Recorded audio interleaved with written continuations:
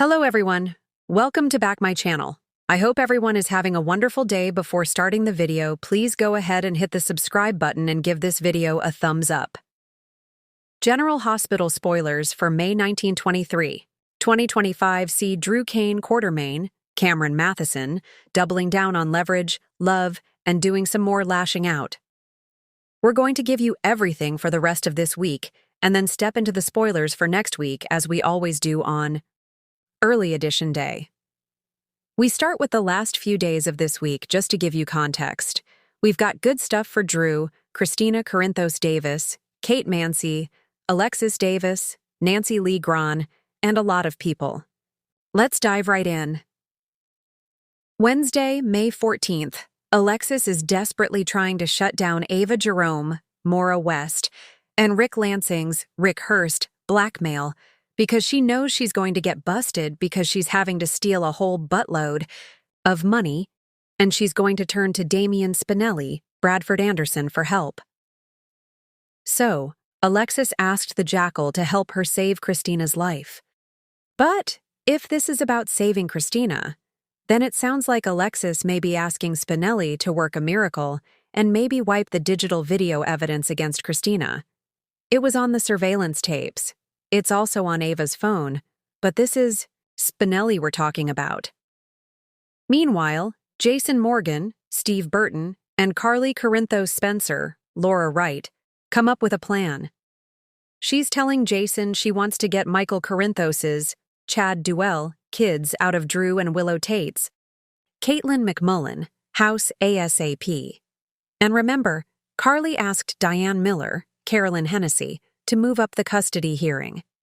That's why Willow is devastated as she is served with some new legal papers thanks to Carly's plotting and planning, and it may be a move for sole custody of the kids. There could be, we'll see, an emergency hearing over Drew's dirty antics, even though he insists he was drugged and set up, which we all know is true. And Willow is in shock and cannot believe what's happening. And she may think this ties back to Michael refusing to see her in Germany, which we all know was the work of Drew. Meanwhile, he uncovers something and says he knows who to call. So this may be Drew telling Willow he can help her with this legal matter. So, is Drew going to use his influence or figure out that Carly is behind this and not Michael? Laura Spencer, Jeannie Francis, loses her temper with someone. It could be about Sidwell, Carlo Rhoda, or what Lulu Spencer, Alexa Havens, is up to, and Elizabeth Weber, Rebecca Herbst, has a recollection about their car accident and tells Rick she recalls that right before they crashed, he said something about the brakes not working. When Liz tells him this, is Rick Lansing going to try and dial it back because he doesn't want it coming out because he is banking on that blackmail money? And Christina tells Dante Falconeri, Dominic Zamprogna, she does not know if she can ever trust or forgive her mom, Alexis, again. On Thursday, May 15th, Sonny Corinthos, Maurice Bernard, has a heart-to-heart with Gio Palmieri, Gio Mazza, who is still plagued with guilt over the Rocco Falsaroni, Finn Francis Carr alcohol poisoning incident. And Rick Lansing gets an interesting offer from someone. Maybe it's Alexis. Maybe it's Spinelli coming to him to try and get him to back off the blackmail. Elizabeth has a chat with Lucas Jones, Van Hansis, and I wonder if she's going to talk about her memories of the accident and the brakes going out. And Lucky Spencer, Jonathan Jackson, is on a search for answers with Liz recalling the brake thing. You know, will Lucky figure out that Rick Lansing might know the truth about Christina?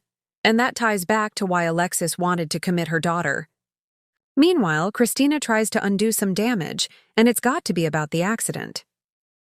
Friday, May 16th, Sonny is trying to talk to Willow. Maybe it's about this custody case with Michael.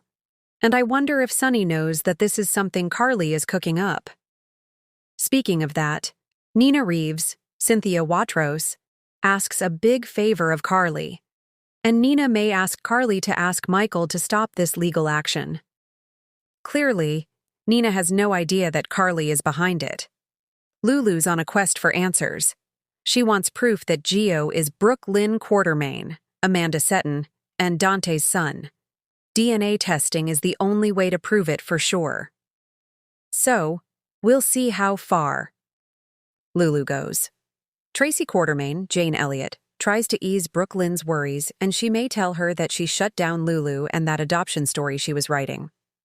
Tracy thinks she has shut down Lulu all around, but no, she has not.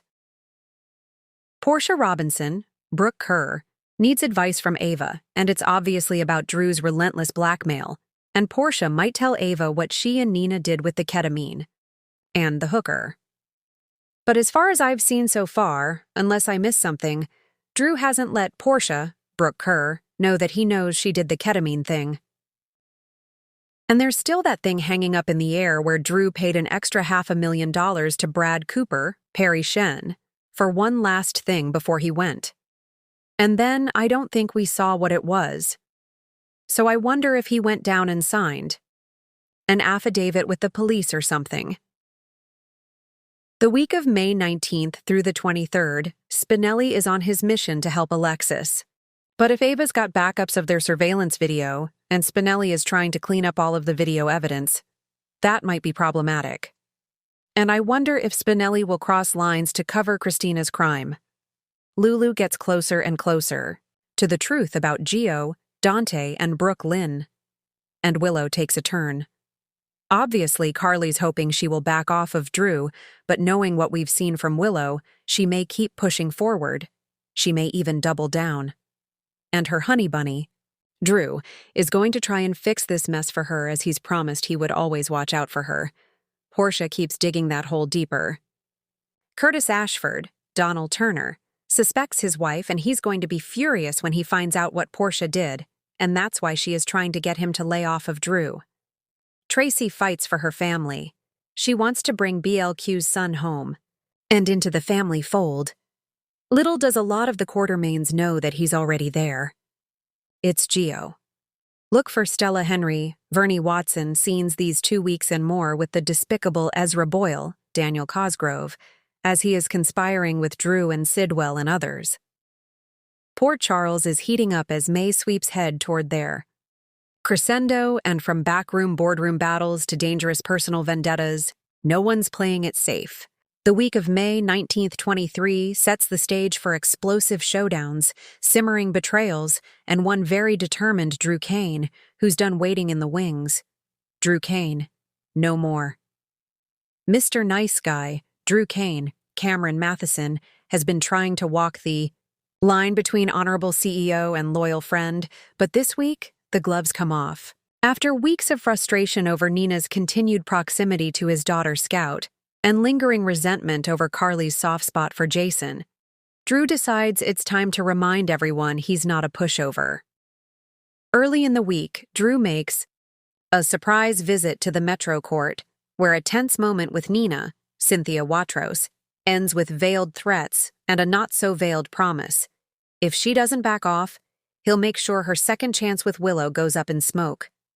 But Drew isn't just firing off warnings. He's been quietly collecting leverage, and by Wednesday, he makes his first move. Expect a secret meeting between Drew and Martin Gray, where documents change hands and a new strategy is born. It seems Drew is going after Nina's weak spot, Crimson. And what better way to hit her than where it hurts, her pride and her publishing empire. But that's not all. By Thursday, Drew's rage finds another outlet, this time in the form of Jason Morgan, Steve Burton. After catching Jason in a quiet moment with Carly, Laura Wright, Drew's patience snaps. What starts as a cold confrontation escalates quickly into a fiery argument that turns physical. While no punches land, the tension is thick enough to cut with a knife, and Carly is left stunned by Drew's uncharacteristic fury.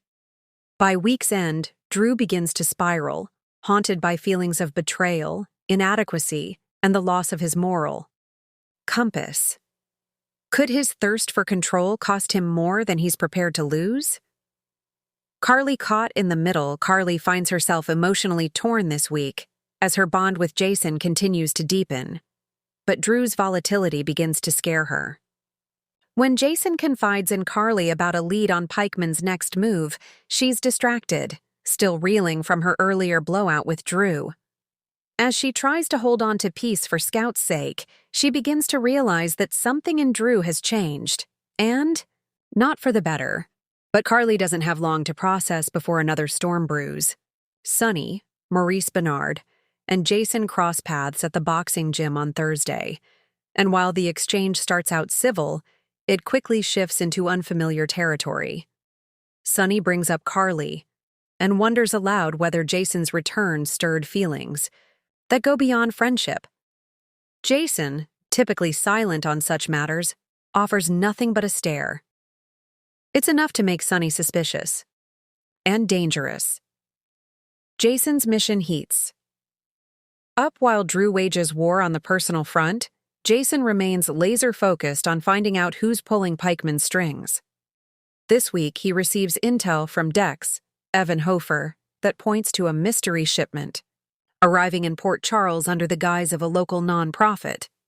Jason teams up with Anna, Finola Hughes, for a risky undercover op, one that could expose a deeper conspiracy linking Pikeman to a powerful political figure. But as Jason digs deeper, he encounters a ghost from his past. A chance run-in at the Tiwak docks puts him face-to-face with someone presumed long gone, someone whose reappearance could change the course of the entire investigation. Meanwhile, his bond with Danny grows stronger. A heart-to-heart between father and son midweek brings unexpected warmth and gives Jason a renewed sense of purpose, just when he needs it most. Sunny's world unraveling, Sunny Corinthos isn't sleeping much these days, and for good reason.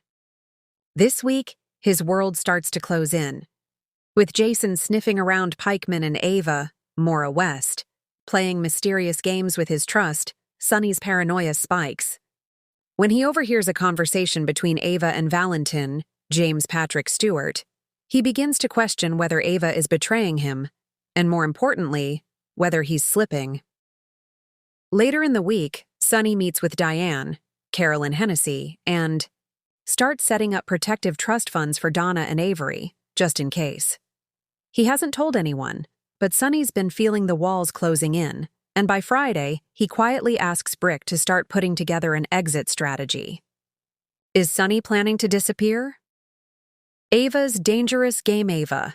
Jerome may be many things, but subtle isn't one of them.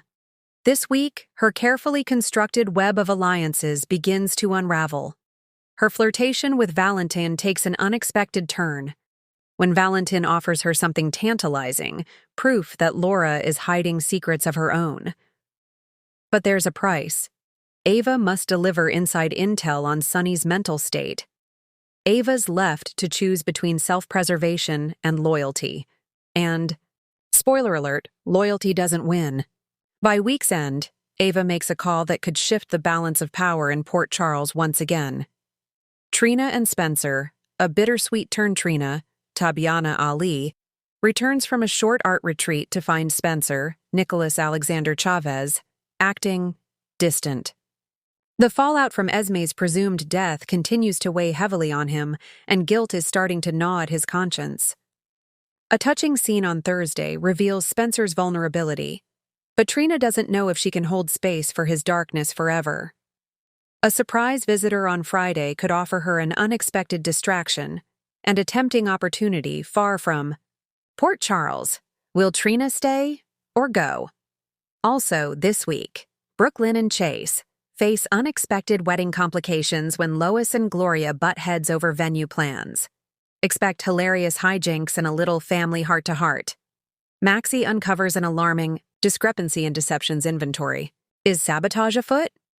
TJ and Molly receive unexpected news that could throw their family planning back into uncertainty. Christina grows closer to Blaze, but a whisper campaign threatens to derail both her relationship and the youth center's funding. Don't miss a moment as alliances shift, grudges reignite, and Drew Kane finds out what happens when you play with fire in a town full of torches. Thanks for watching this video, and please subscribe our GH News 24 YouTube channel for more update news.